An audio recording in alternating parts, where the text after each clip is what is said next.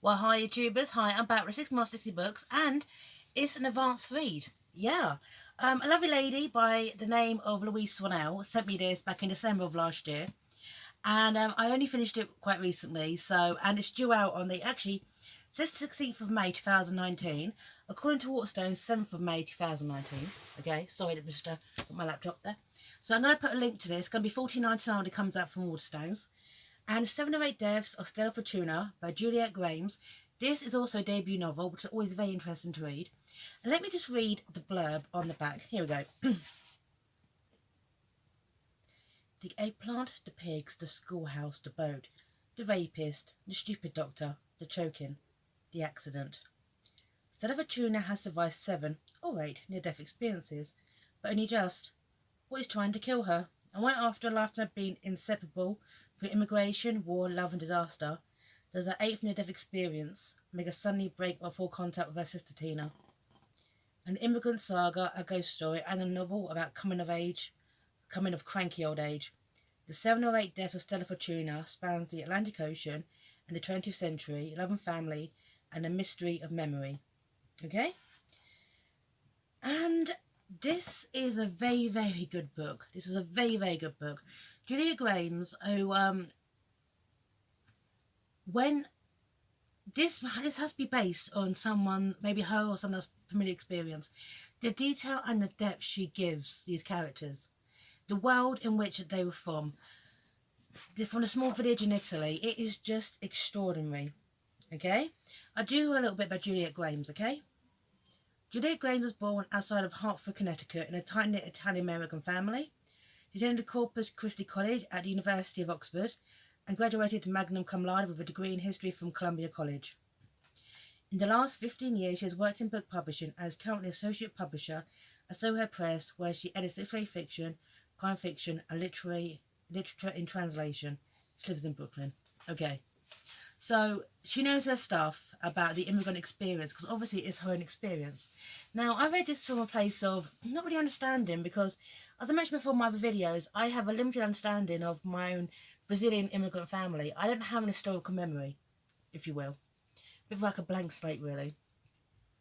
So what she's clearly done, she's kind of gone through her family's historical memories, if you will, and let's say, taking this information to construct a narrative. There's a few issues with the narrative, but I want to show you a good example of her work. Here you go. This is the preface. This is a story of Stella Fortuna II, called Stella, formerly of Evilio, a mountain village in Calabria, Italy, and later of Connecticut in the United States of America. Her life stretched out over more than a century, and during that life she endured much bad luck and hardship. This is a story of how she never died. Was it fantastical bad luck that the second Stella encountered such danger, or fantastically good luck she survived it? I can't decide. In either case, it's rather a lot of adventure to pack to a single life story, but the Calabese are tough people, is what we are known for. They're stubborn beyond any reason and without any care for self or well-being. For so many centuries of our history, we had so little we were able to fight for that this instinct is irrepressible. When we set our minds on something, the force of our will is greater than the threat of disorder or disgrace or death. Stella Fortuna fought for so stubbornly was for her life 7 or 8 different times. Critics say no one ever faulted her for that. Now this is a story about this young woman, Stella Fortuna II, okay? And growing up in an immigrant family, an immigrant, well, not in, then, in Italy, within Italy, the hardships her mother, Asanta had to face, raising her children with an absent husband. They paraded through war and immigration, because they immigrated to America.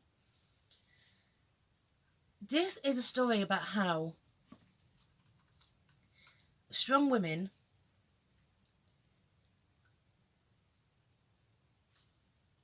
are concurrent throughout the immigrant experience. And kind of voices have been kind of overlooked throughout the narrative. But this is about, I'm going to talk about this, page 6, okay? This is the issue with this book as well. Stella Fortuna's 8 almost death, the one referred to as the accident, occurred in December 1988 and resulted in a cerebral hemorrhage and a life-saving lobotomy. The particular procedure was experimental at the time, and the surgeon said it was unlikely Stella would live. And if she did, she'd spend the rest of her life in a wheelchair with a feeding tube. The surgeon, as we know, has proven wrong. Stella's survivor survived yet again. With 30 years of retrospective wisdom, we can see the accident ruined lives and is still ruining them. The hardest break, the most animated, was between Stella and Tina. For 67 years, they've been best friends, constant companions, but when Stella woke from her coma, she refused to speak to her sister ever again for reasons she hadn't been able to explain. Or maybe that no one has been willing to listen when she tried. Now, the issue with this is that it is only page 6, and yet the author, Juliet Grames, has told us too much about what's going to happen. We know this event is going to happen in 1988. We know that Stella's going to live this long. We know that she's not going to speak to her sister ever again. So whatever happens between the sister and Stella, Tina, or Constantina, is now undermined by this coming event. Do you understand? So there lies a problem. At times, this omnipresent third person tells us too much. It should hold back a bit more. Another thing is when the narrator slips in 21st century terminology or modern terminology for various situations. Now, this bit here, this is page 62, okay, when Antonio, the father, who was portrayed as abusive and abrupt, and the phrase "not a nice person" would be the understatement of the year, okay. This is page 62, okay, just one little sentence, okay. That was the trouble with immigration. It dismantled the patriarchy. Because really, what did a Santa or any woman need a husband for? Well, she did every goddamn thing herself. That word keeps coming in quite a bit. Patriarchy, patriarchy, patriarchy. And also, this lies the problem. So basically, this is the immigrant experience. This is before they've immigrated. But this is a book which portrays almost every single man as horrible, abusive, inept. And yet, little things like, this is page 91. This is about Stella and Tina's childhoods, okay? This is when they started going to school in 1927. When they did go to school, the school days lasted 9 a.m. until noon. Sometimes they joined earlier. During chestnut or strawberry seasons, Master Farella would have the whole class stamp out to the fields and collect fallen food, which she would then take home for her own dinner. The children were not supposed to tell their parents about this kind of recess, but of course people caught sight of little girls all marching out of the Chizia together, and the parents gossiped unhappily about Farella was stealing their children's labour when she was supposed to be teaching them. No one stepped in to stop her. It would have been too awkward a conversation. Okay, so basically the children are being mistreated at school. Okay, and so it doesn't even last that long at school. Then this bit, next sentence. On the other hand, Maester Giuseppe, who taught the boys, was a devout fascist. Every morning when she stepped into the classroom at 5:09, it was expected that the little ragazzini were already assembled in a row in their marching uniforms to perform the official salute to her until a picture of Mussolini on the wall. But at least the boys learnt to read. Okay, so there is this issue of the girls essentially being mistreated, the children being mistreated, made to pick fruit and not given a decent education.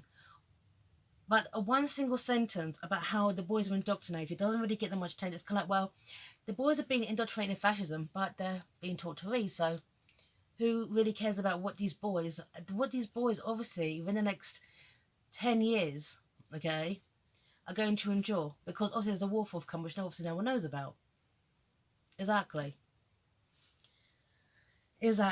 See? Therein lies. And the thing is, this is further along, okay? This is about Antonio's father. Now, Antonio is the father of Stella and Tina, and Santa's husband, and he's like the villain of this. And the thing is, it even openly embraces his villainy. This is it. Antonio Fortuna is a rather inscrutable villain. After years of knowing his family, why was he interfering with their lives now, forcing them to join him in America? Antonio had his reasons, obscure that they may seem. Some of them may have been altruistic. Nowadays, all you remember about Antonio Fortuna, rightfully or wrongly, are nasty things he said and did. But the whole picture is more complicated than these fragments, which are so simple and ugly in isolation. To be honest, there are sections of Antonio's life I can't tell you anything about, but he was a fulsome man, not a prolix one. Many of his secrets are buried with his bones. Not all of his secrets, though. I know some. There's a thing, you know some. Okay. So, the Fortuna family immigrated to America. They have endured much hardship. This is at a time where, obviously, they learned English. They're actually also working, but unlike in Italy, where they earn their money for themselves. Antonio takes it all. And obviously, Antonio having daughters turns their attention to their forthcoming marriage, which Stella resists for a very, very long time. Okay? But it is expected, and the thing is, it even says within her 8 deaths, okay? The boat, the rapist, the stupid doctor, the choke, and the accident, okay? So, her, okay, this is slightly spoiler territory here, okay? Stella's husband, according to the narrative, Camillo, okay? Camillo, is portrayed in this narrative as a horrible person, okay? Portrayed in this narrative as an abusive husband. And yet you get sentences like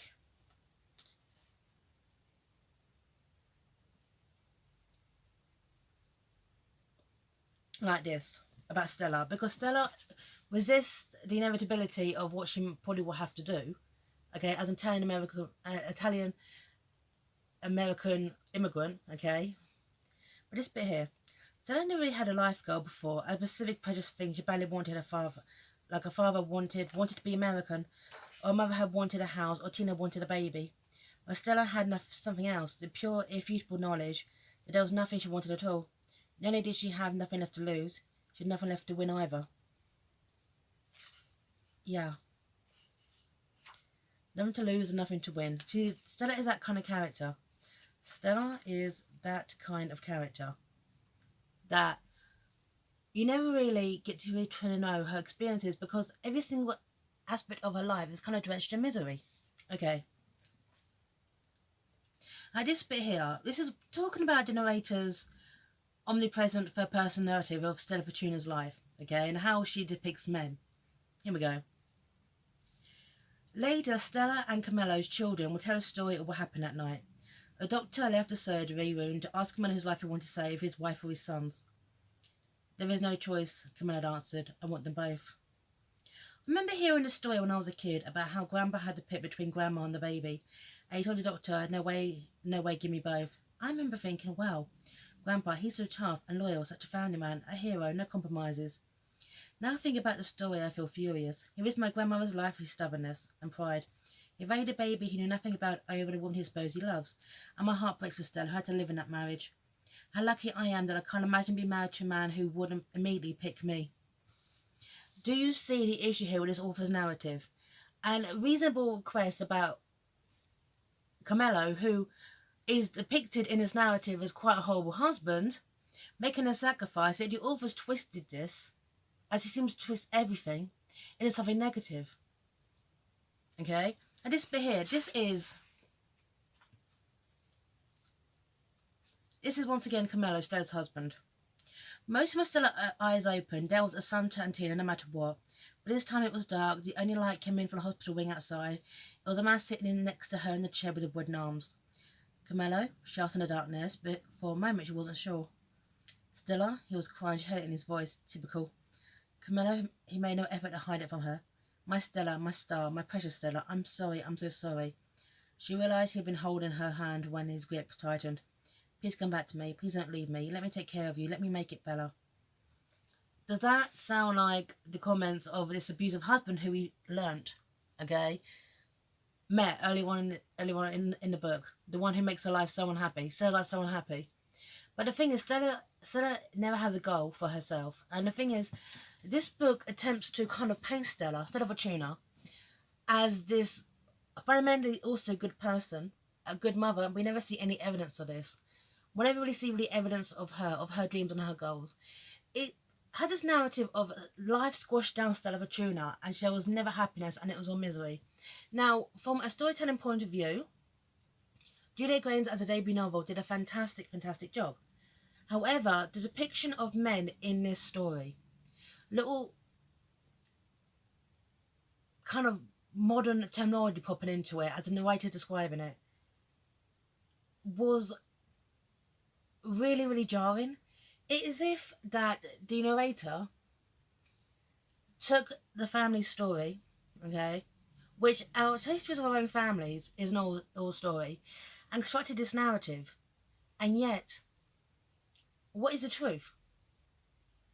When every single man in this book, almost every single man, is portrayed as a rapist, abusive, a drunk, a liar, a thief, okay? where's the truth in this? Do you see the issue? Do you say? Do you see the issue with this book? So, and also the unnamed narrator seems to kind of hold Stella Fortuna up as kind of martyr to womanhood and motherhood. Poor Stella Fortuna, who basically was kind of crushed down by this patriarchy, making her more of a victim when some of her actions are absolutely despicable. Yeah, yeah. So, no spoilers, as a good example of the immigrant experience. It's a fantastic novel for that, but I had problems with this narrative. Also, there are some bits in this book that kind of like mentions of violence. The fact is, it even says in this, in the 7 or 8 reasons, it says the rapist, which is an indicator. Look out for that, because I didn't actually read that, and that shocked me. Okay, so there should be a disclaimer on this book regarding the content, because it was described as quite vivid, if you will, and it kind of shocking because it. This book did shock in various places. So I'm warning you now, this book does contain scenes of rape, sexual assault, and abuse to minors. Yeah, because it doesn't say that at the front. I should actually have that. So, yeah. However, Juliet Grames, congratulations on your debut novel. It comes out on the 7th of May. Okay, or 9th. I'm going to put the links, okay? But congratulations, I did enjoy this book. It is vivid and detailed, and I really got the feel for the immigrant experience of pre-World War II New York. So congratulations. And I'm signing off here. And bye now.